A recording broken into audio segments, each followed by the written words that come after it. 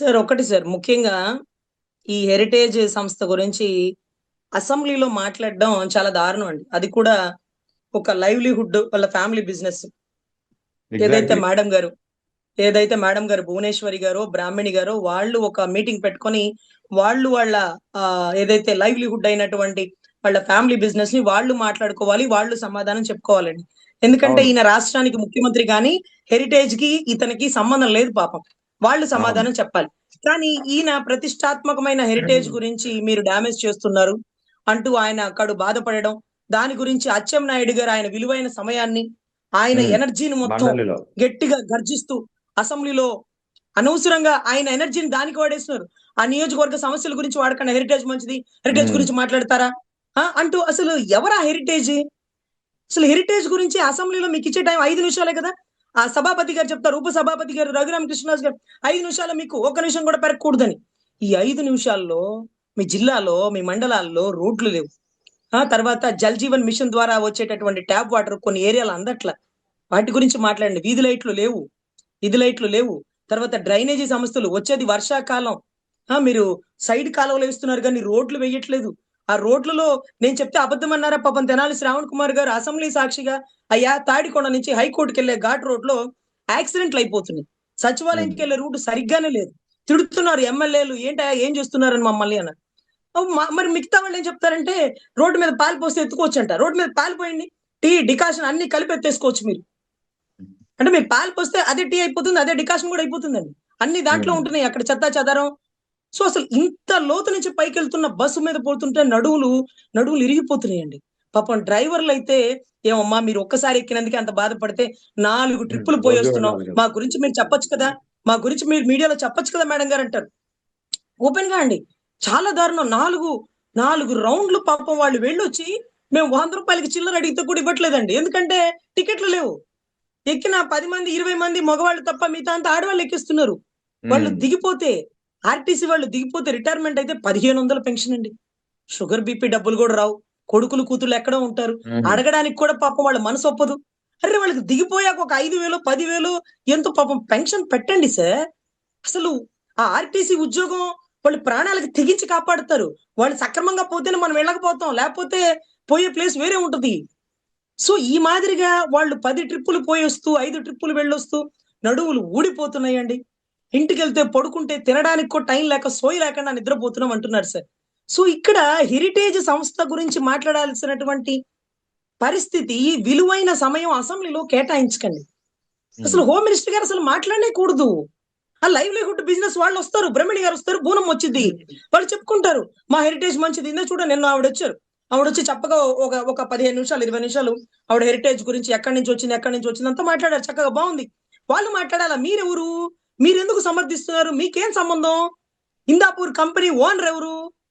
అక్కడ ఎవరెవరి పేర్లున్నాయి? బులుగు షర్ట్‌లేసుకొని, బులుగు టాప్స్ ఏసుకొని ఎవరున్నారు? బూనమ్మ ఉంది. బ్రహ్మిణమ్మ ఉంది. వాళ్ళు మాట్లాడుకుంటారు. వాళ్ళ జీవన విధానం, వాళ్ళ లైవ్లీహుడ్ అది. అరె! మీరెందుకు? అచ్చెన్నాయుడు గారు ఎందుకు అంత ఎనర్జీ చించేసుకుంటున్నారు? హ! అరె! కంగారు పడిపోతున్నారు సార్. గుమ్మడికాయ దొంగ అంటే భుజాలు తడుకున్నట్టు మీకెందుకు? అవును. హిందాపూర్‌లో తప్పుందో, ఒప్పుందో సీబీఐ నిర్ధారించిద్ది. అసలు వాళ్ళ ద్వారా పంది కొవ్వు గలిసిందా? ఏ కొవ్వు గలుస్తుందా? ఈ మధ్య మన దగ్గర ఒకతను జనసేన ఒకతనున్నాడండి. సంతమాగులు పరిసర ప్రాంతాల్లో. అతను హ్మ్. మొన్న చెప్తున్నాడు అంతకుముందు నేను హెరిటేజ్‌లో వర్క్ చేసేవాడినండి. హ్మ్. కొంత టైంలో ఆవు పాలు దొరకనప్పుడు వాళ్ళు పొడి తెస్తారట. హుహు. పొడి, పొడా పిండో. ఓకే. పిండో, పొడో చెప్పినాడండి. ఆ పిండి హ్మ్. కూడా అతను ఎవిడెంటరీగా కూడా మాట్లాడతాడు అవసరమైతే. అర్రె! హ్మ్. అతను చెప్పినాడు, "మేడం నేను 3 సంవత్సరాలు అక్కడ వర్క్ చేసినానండి. ఒక పొడి తెస్తారు. ఆ పొడితో పాలు తయారు చేస్తారు. దాంతోనే పెరుగొచ్చేస్తది. ఆ హ్మ్. పెరుగు చాలా వరకు ట్రాన్స్‌ఫర్ అయిపోతుంటది." అని స్వయంగా అతను నాతో చెప్పాడు. అంటే హుహు. నాకు తెలీదులెండి. అతను చెప్పిన మాట నేను చెప్తున్నాను అదేలెండి. కదా! కరెక్టే. Someone has to told you. ఆ! Some has told sir. దాని గురించి ఆయన చెప్పారు. ఎందుకంటే ఆయన వర్క్ చేసినాడట 3 సంవత్సరాలు. అవును. సో, ఇటువంటి పరిస్థితుల్లో మనమేమి వాళ్ళని డిగ్రేడ్ చెయ్యము. మనకు తెలియనప్పుడు మనం ఎందుకు మాట్లాడతాం? ఇప్పుడు అవును. అబద్ధపు పత్రిక, సాక్షి పత్రిక. అబద్ధపు ఛానలు, సాక్షి ఛానలు. ఇలా మరి ప్రతిసారి వారు మాట్లాడుతున్నారే. అదే మాదిరిగా భారతీ సిమెంట్.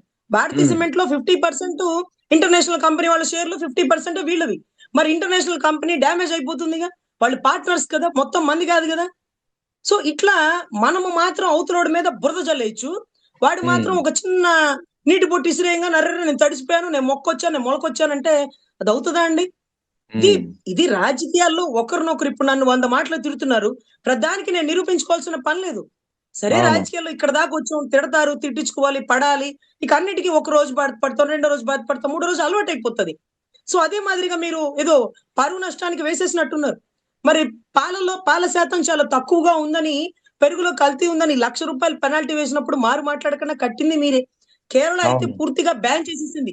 మీరు పాలతో చేయట్లేదు వ్యాపారం, పిండితో చేస్తున్నారు, పొడితో చేస్తున్నారు. దీనివల్ల మాకు కేరళలో ఉన్నటువంటి పాపులేషన్‌కి ఇబ్బంది జరుగుతుంది. మా ఓకే. ప్రజలకు అనారోగ్య సమస్యలొస్తున్నాయి, క్యాన్సర్ కారకాలొస్తున్నాయి అంటూ ఏంటేంటో రాసేసినారట వాళ్ళు. సో వాళ్ళ మీద మనం పరువు నష్టం వేస్తే వాళ్ళు ఊరుకోరు. వాళ్ళు పినరవ విజయ్ గారు. ఉమ్, ప్రభుత్వాలు ఎన్నొచ్చినా ఆయన మాత్రం ఫిక్స్‌డ్. అవును. సో తాట తీస్తారా? అటువంటి పరిస్థితుల్లో సార్ అందుకనే వాళ్ళు తెలివిగా కొండతో ఢీకొట్టుకోరు సార్. కొండతో ఢీకొట్టుకోరు. నేనేం చెప్తున్నానంటే మీకిచ్చిన అసెంబ్లీలో 5 నిమిషాల్లో అవతలోడు గోవిందా, గోవిందా అని 10 సార్లు కేకలేసిన ఏది వైసీపీ వాళ్ళు. 11 మంది గదా! చక్కగా నామాలు పెట్టుకున్నట్టుగా వాళ్ళకిప్పుడు అవసరం వచ్చింది. గోవిందా, గోవిందా అంటూ వాళ్ళు. అయినా సరే పాపం మీ విలువైన సమయాన్ని మీరు మీ సమస్యల గురించి అంటే మాకు సమస్యలు ఉంటాయి కదా! వాటి గురించి మీరు చర్చించండి గానీ హెరిటేజ్ మంచిది, హెరిటేజ్ లైవ్లీహుడ్, హెరిటేజ్‌ని డ్యామేజ్ చేస్తున్నారు. మనకెందుకు సార్? బ్రహ్మిణి, బూనమ్మ మాట్లాడుకుంటారు. హెరిటేజ్ డ్యామేజ్ అయిపోతుందని మనకు గుర్తొస్తుంటే ప్రతిష్టాత్మకమైనటువంటి స్వామివారి సంపద లాంటి లడ్డు ప్రసాదాన్ని ఇన్ని రోజుల నుంచి పంది కొవ్వు, చేప నూనె, ఆవు నెయ్యి, ఆవు నూనె ఇవన్నీ కలిచేసినియి అంటూ మీరు మాట్లాడుతుంటే మరి స్వామివారి ప్రతిష్ట ఎంత దెబ్బతినిందండి. అవును. మీది చిన్న డ్యామేజే. ఆయన ఇమేజ్‌ని ఈరోజు మీరెంత డ్యామేజ్ చేసినారండి. పక్క విదేశాల నుంచి వాళ్ళు చర్చించుకుంటున్నారు. ఐక్యరాజ్య సమితి నుంచి వచ్చి అయోధ్యకి చూడ్డానికి వచ్చిన వారు కూడా మా లడ్డూలో పంది కొవ్వు ఉందట కదా! అయ్యయ్యయ్యో! మేము ఐక్యరాజ్య సమితిలో ఉన్నటువంటి శుద్ధ బ్రాహ్మణులమే మేము. అయోధ్య రాముడి కోసం వచ్చినామే. మాతో కూడా అవి తినిపిచ్చేసినారా? రైట్. ఇంతకీ అవును. తేలిందా? తేల్లేదా? అని వారు అడుగుతున్నారు. Right so, madam. రైట్. ఆధారాలు లేకుండా ఒక పదవిలో ఉన్నటువంటి మీరు మాట్లాడుతుంటే, ఒక పేపర్ మాట్లాడింది, ఎవరో పదవిలో లేనోళ్ళు మాట్లాడారని మీరు బాధపడుతుంటే, మరి స్వామివారు ఇలాగా లడ్డూలో కల్తీ ఉందని మెట్లు మెట్లు కడిగేసినటువంటి ఉప ముఖ్యమంత్రి గారి మీద, లడ్డూలో పంది కొవ్వు కలిసిందని మాట్లాడిన మీరు మీద, లేకపోతే మీ తనయుడు విద్యాశాఖ మంత్రి మీద పరువు నష్టం వేస్తే 10,000 కోట్లు ఎయ్యాలి కదా! దేవుడు ఉమ్, కదా! రాలేడు కదా! అడగలేడు కదా! మనల్ని కడిగేయలేడు కదా! అనే కదా! స్వామివారి రైట్. ఇమేజ్‌ని సంవత్సరం నుంచి మీరు డ్యామేజ్ చేసింది. ఈరోజు మీకు చేతుల్లో పనుంది కాబట్టి చక్కగా నోటీసులు ఇచ్చేస్తున్నారు. తప్పు ఉమ్, సార్. మీరు ఒకవేళ అటు చూపిస్తే స్వామివారు మిగతా 4 వైపు నీ వైపే ఉన్నాయిరా స్వామి అని ఈరోజు చూపించినట్టు అయింది కానీ, మీ రైట్. హెరిటేజ్ ఇవాళ కాకపోతే రేపైనా డెవలప్ అవుతుందిలెండి. ఎనీవే బూనమ్మ గారిది, బ్రహ్మణి గారి ప్రతిష్టాత్మకమైన సంస్థ కూడా బావుండాలని, ప్రజలకి మంచి సేవలు అందించాలని రైట్. మనస్ఫూర్తిగా కోరుకుంటున్నాం. రైట్. దయచేసి స్వామివారి జోలికి ఏ నాయకుడు పోకూడదని, ఆయన శక్తి చాలా గొప్పదని మనమందరం రైట్. ఈ విషయంలో భావించాలని మనస్ఫూర్తిగా కోరుకుంటున్నానండి. Right. Thank you madam. Thank you. Thank you sir.